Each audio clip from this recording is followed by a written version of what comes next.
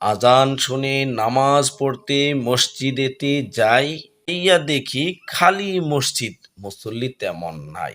মসজিদ কিন্তু মাশা আল্লাহ অনেক সুন্দর ভাই, কারেন্ট বাতি ফ্যান এসি সবই পাওয়া যায়।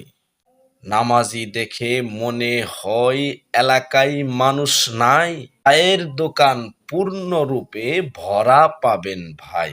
যদি বলি চলেন আমরা নামাজেতে যাই, মুস্কি হেসে বলে হুজুর শরীর ভালো নাই।